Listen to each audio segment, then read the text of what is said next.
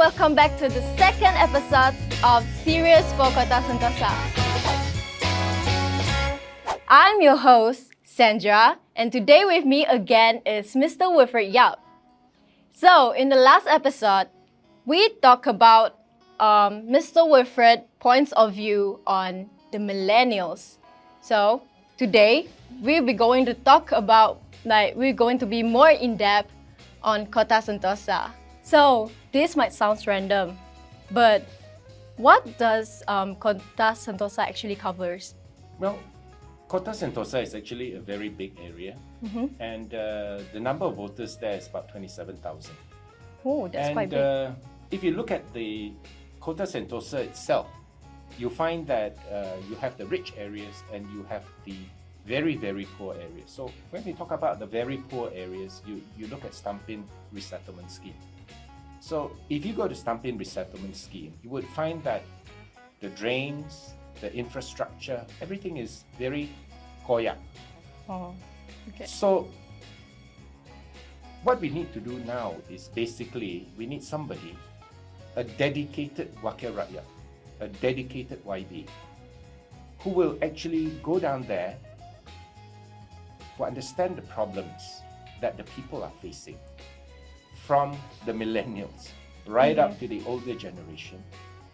And this particular dedicated person that you're going to elect must be that someone who will make real changes to Kota Sentosa. And Kota Sentosa has been under the opposition since 2006. And instead of things changing, ubah for the better, the opposite is happening. So what we have now in 2021 is an opportunity, another opportunity given to the Rakyat to decide on their own future. And that future is a better Kota Sentosa. And who is going to realize that dream for them? It is they themselves, the voters. And hopefully this time round, the voters will not be hoodwinked into believing all the grandiose promises, but really look at the background of the candidate or of the person that they are going to elect. That this person is someone who will actually do something for them, who will actually change their lives, who will actually make things better for them. So that is basically Kota Sentosa, whereby Kota Sentosa, simply put, is at the crossroads. They can choose, the voters now have the opportunity to choose whether they want to continue the way they are, whereby things will be getting from bad to worse, or choosing for a better future for everybody. What do I mean by things getting from bad to worse? Now, if the infrastructure of an area does not improve and the population keeps on growing, that in itself will make matters worse, because that infrastructure that was put in previously by the Wakil Rakyat from the government now no longer gets any improvement, because nobody bothers to get the additional funding to actually improve and maintain it. So that's what I mean by getting from bad to worse. So just now you mentioned Stampin, right? Do you think that you need to contribute or help Stampin? Well, if you use the word Stampin, I presume you mean Stampin Resettlement Scheme. Because in the previous, the question I asked you just now, when I asked you what does Kota Sentosa covers, right? You did mention Stampin is one of the areas. Stampin Resettlement Scheme is one of those areas within Kota Sentosa. Yeah. I mean that area specifically. What do you think you can contribute or maybe would help? Well, if you just take a drive down there, that place is 5 minutes from the airport. 5 minutes. And you would think that if a place is 5 minutes from the airport, the infrastructure should be quite good. But actually the opposite is happening. You drive out from Jalan Stampin Baru, which is the road leading into Stampin Resettlement. You find that both sides of the road has never been upgraded. The drains are still earth drains. The road is dilapidated, I would use the word, because it is not conducive for proper usage, considering that the population of that area has been increasing. So if you compare that with the roads in perhaps Airport or Green Heights or Richmond Hill or Jalan Kempas, you find that it is totally not up to standard. Coming back to your question, if I were to be elected, obviously I would try my very best to secure the necessary funding to actually upgrade it up to a standard. Probably not 5-star, but at least 3-star for the usage of the people down there. And that is achievable. It is not something that is not achievable. Okay, so all you need to do is you need to speak about it in a proper forum. You need to write proper letters. You need to make the effort to go and see probably the Minister of Works. Go and see our Minister in charge of infrastructure. And if those efforts are put in, then bit by bit, you might not be able to do it one go, but remember your term is 5 years. So if every year you can secure 10 million, after 5 years it's already 50 million, isn't it? So it's something that is achievable. But don't tell me after 15 years how much money has been put in and the answer is probably zero. Then it doesn't make sense, That's what I mean. All those things like you told me, right? There must have challenges. What are the challenges in like achieving, okay, let's say you want to do the less rhetoric. Okay. Less rhetoric. That means when we speak to the rakyat in a ceramah, what you put down on paper, on online media, and all those kind of other places whereby you try to promote yourself, then basically I think integrity must be there. That means you only tell people the things that you can achieve, the things that you can do. And I'm sure millennials like you want that kind of thing. You want somebody who is sincere. Yeah. So this is something that I'm going to offer to the people if they were to elect. I will be sincere to them. I will tell them the things that are achievable.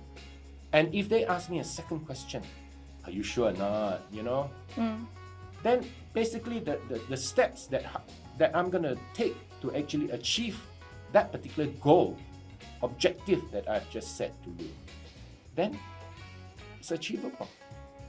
And prove it, Okay. I've been the Public Complaints Bureau Chief since 2014. My KPI is one news release every week.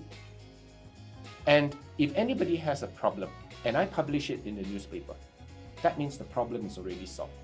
And I'm not talking about 1 month, 2 months, 6 months, 1 year. Okay, since 2014. Consistently. Long term. Yes. So it boils down to the fact that you must choose somebody with a track record. A track record that shows that this particular person means what he says. And I'm that person. If there's one thing, I'm that person. Apart from the problems that you just mentioned, I bet there's like other issues in Kota Sentosa that maybe you wanted to like contribute or help. Like, are there any that you wanted to do? There are, Sandra. If you go to Stampin Resettlement Scheme, apart from the Longkang Burok, the drains, dilapidated drains, roads, you go down there, you can see all the dilapidated housing. Some of the houses are so burok that they are on the verge of falling down. So these are areas. Just now I spoke to you about slightly grander things, bigger things like roads, drains, to serve the general community. But then specifically, if we were to zoom in on a micro level, there are a lot of people down there. There are the unemployed people. There are those people who are so poor that they cannot even repair their housing. Unprivileged people. Yeah. There are the squatters down in the area. So all these people need help. And we need to systematically help these people. Okay, for example, this particular person living there. The land, he owns the land under a TOL, temporary occupation license. Okay. His house is about to fall over because it has never had any repairs for the past 20, 25 years. So if you look at every government YB, they are given an allocation of 1 million. And this particular YB, no questions asked, he is able to deploy that particular grant that is under his charge to actually repair houses. So 1 million divided by 15,000. How many houses can you help already in 1 year? But currently, all those facilities are not available. So what it boils down to is, instead of just living on hope, wouldn't it be better if we elect somebody who will be able and who will have that resource to actually assist? Dilapidated housing. Okay. Jobs. Again, you boil down to jobs. A lot of those people down there are unemployed. So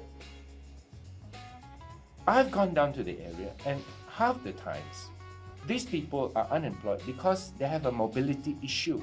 What is a mobility issue? That means they don't have transport to actually get to the place of work, you see. So if I'm a YB, and if there are enough jobs, for example, in Samajaya or whatever, and the people down there, the lower end workers, the laborers or whatever, they don't have the means of transport or whatever, then perhaps we can arrange with the government to actually provide some form of transportation, or we work with the private sector to provide those kind of transportation, for example, a bus that runs into Stampin Resettlement scheme, bring them to an area, industrial park or whatever, or to a modern, to a city center, that kind of thing where jobs are available. And it can be once in the morning, once in the afternoon, once in the evening to take them home. That kind of thing, You asked me about specifics, I don't have it yet, but all the ideas are there, and it's just about implementing it. But when we want to implement it, we must have the resources, and that resources comes from the government. Sarawak now, under GPS, we've been able to get the 5% sales tax. So the government, the state government, the Sarawak government has got this additional income, revenue.